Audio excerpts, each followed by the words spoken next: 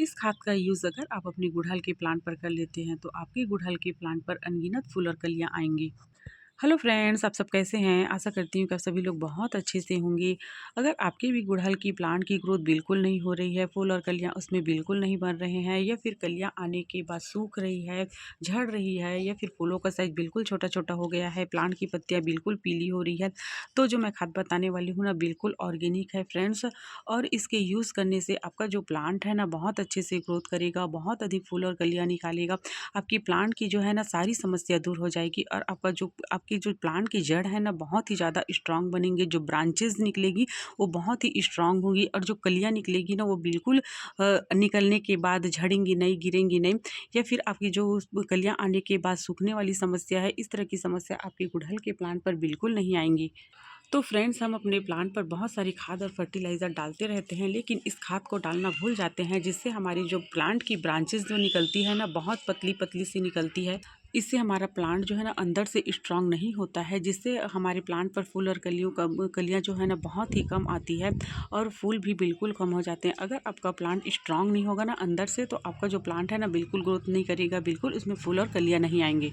सर्दी का जो मौसम होता है ना फ्रेंड्स, हमारे गुड़हल प्लांट के लिए डोरमेंसी का समय होता है, लेकिन आप देख सकते हैं मेरे जो गुड़हल के प्लांट है ना इसमें इतनी सारी जो है ना कलियाँ बनी हुई है। तो फ्रेंड्स, अगर इस खाद का यूज़ अगर आप अपने प्लांट पर करते रहेंगे ना तो आपका भी प्लांट जो है ना फूल और कलियों से भर जाएगा। फ्रेंड्स, अगर आपके प्लांट पर बहुत अधिक फूल आते हैं ना तो इनके सूखे सूखे जो फूल होते हैं ना उनको आपको बिल्कुल नहीं रखना है, उसको आपको हटाते रहना है, ताकि आपका जो प्लांट है ना न्यू न्यू ब्रांचेस निकाल सके और उसमें कलियां बन सके।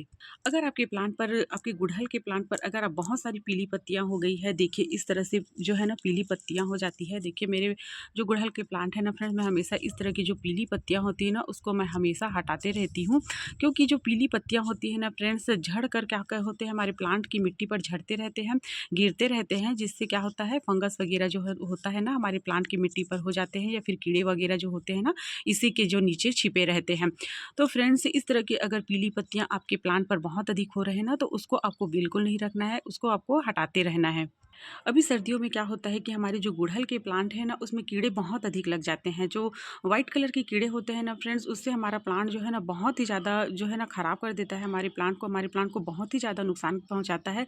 ये चिपचिपे वाइट कलर के कीड़े होते हैं फ्रेंड्स, और ये ना चींटियों के द्वारा ही ना जो है ना एक प्लांट से दूसरे प्लांट पर ये ना जो है ना चलते रहते हैं। तो इन कीड़ों को ना आपको ना बिल्कुल रखना नहीं है, इनको आप ना हाथ से भी हटा सकते हैं या फिर ना जो है ना स्प्रे करके ना इन कीड़ों को हटा सकते हैं। जैसे कि आप ना 1 लीटर पानी में ना आधा चम्मच जो है ना बेकिंग सोडा को मिला लेना है, उसके बाद उसका स्प्रे ना आपको अपने प्लांट की पत्तियों पर कर देना है, या फिर ना आप जो राख है ना उसको ना आप छिड़क सकते हैं, या फिर ना हल्दी के पाउडर का स्प्रे आप अपने प्लांट की पत्तियों पर कर सकते हैं।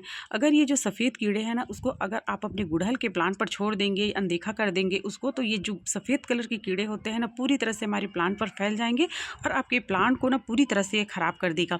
और ये जो कीड़े होते हैं ना फ्रेंड्स, क्या होता है, ये कीड़े जो है ना ब्रांचेस को सुखाना शुरू करती है, जिससे धीरे धीरे क्या होता है ऊपर की टिप से सूखना स्टार्ट होता है और पूरे हमारे प्लांट के जड़ों तक पहुंच जाता है, हमारे प्लांट को पूरी तरह से जो है ना जड़ से ख़त्म कर देता है। अगर ये कलियों में अगर ये सफ़ेद कलर के कीड़े चिपक जाते हैं ना तो कलियों को भी पूरी तरह से सुखा देते हैं। तो क्या करना है आपको, इन कीड़ों को ना तुरंत अगर आपके प्लांट पर 1-2 दिखे ना तो उसको आपको तुरंत हटा देना है, या फिर जो फंगीसाइड है ना उसका स्प्रे आपको अपने प्लांट पर करना है। तो ये जो आप खाद देख रहे हैं ना पूरी तरह से पोषक तत्व से भरपूर है फ्रेंड्स। इसमें nitrogen, potassium, iron, zinc, sulphur सभी प्रकार के पोषक तत्व हैं जो हमारी प्लांट की ग्रोथ में बहुत अधिक सहायता करेगा, और पूरा एनपीके से भरपूर है फ्रेंड्स। और ये जो खाद है ना ये गोबर का कंडा है, और जो गोबर का कंडा होता है ना हमारे प्लांट के लिए बहुत ही फ़ायदेमंद होता है। तो फ्रेंड्स, अगर अभी आप ना ठंडियों में इस खाद का यूज़ करते हैं ना तो ये आपके प्लांट की मिट्टी में ना गर्माहट को बना कर रखिएगा, और पूरी तरह से पोषक तत्व से भरपूर है फ्रेंड्स। आपके प्लांट की मिट्टी को जो है ना उपजाऊ बनाएगा। तो मैंने इसको 2 दिन पहले से बना कर रखा हुआ है, और इस खाद में मैंने मिलाया है वर्मी कंपोस्ट। और वर्मी कंपोस्ट जो होता है ना पूरा एनपीके से भरपूर होता है फ्रेंड्स, ये भी हमारे प्लांट की ग्रोथ में बहुत अधिक सहायता करता है। ये पूरी तरह से संपूर्ण खाद है। अगर इसका यूज़ गुड़हल के प्लांट पर कर लेते हैं ना तो आपका जो गुड़हल का प्लांट है ना फूल और कलियों से पूरी तरह से भर जाएगा। तो इस खाद को ना हम इस तरह से इसमें निकाल लेंगे। तो जो गोबर का कंडा है ना उसको हम निकाल कर फिर इस फर्टिलाइज़र में रख देंगे। तो फ्रेंड्स इस तरह के फर्टिलाइज़र को ना जो है ना नॉर्मल पानी मिलाने के बाद ही आपको ना अपने प्लांट में देना है। तो देखिए हम इस तरह से इसमें नॉर्मल पानी मिला लेंगे। तो ये जो आप देख रहे हैं ना, ये चॉक है, पूरी तरह से कैल्शियम से भरपूर होता है फ्रेंड्स। अगर आप चॉक का यूज़ नहीं करना चाहते हैं ना, तो अंडे की छिलके है ना उसका भी यूज़ कर सकते हैं, या फिर चूना का भी यूज़ कर सकते हैं। जो खाने वाला चूना आता है ना, उसका भी यूज़ कर सकते हैं। तो इससे हमें क्या करना है, इसका हमें ना बिल्कुल पाउडर बना लेना है। तो देखिए मैंने इस तरह से इसका पाउडर बना लिया है। तो आधा चम्मच जो चॉक है ना, इसमें हम इस तरह से मिला लेंगे। तो ये जो फर्टिलाइज़र है ना, हमारे प्लांट को देने के लिए बिल्कुल तैयार हो चुका है। तो इसको हम ना इस तरह से अच्छे से मिला लेंगे।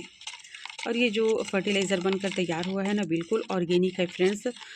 चॉक का यूज़ ना आपको ना महीने 2 महीने में एक बार तो ज़रूर आपको ना अपने प्लांट पर करना चाहिए। चॉक जो होता है ना फ्रेंड्स, वो ना जड़ों को स्ट्रॉन्ग बनाने में बहुत अधिक जो है ना सहायता करता है।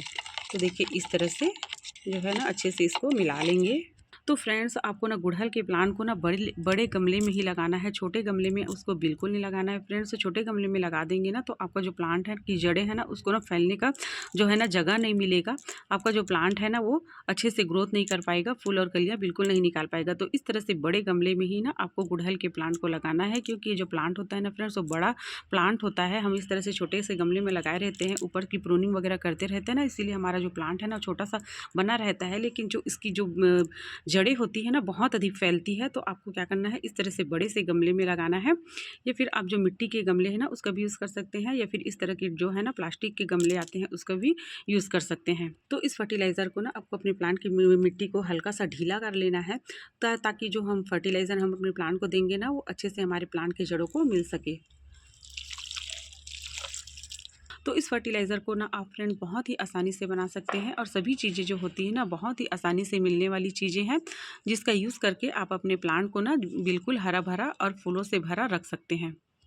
तो फ्रेंड्स अगर ये छोटी सी जानकारी आपको अच्छी लगी होगी, तो वीडियो को लाइक ज़रूर करना, सब्सक्राइब करना। Thank you friend.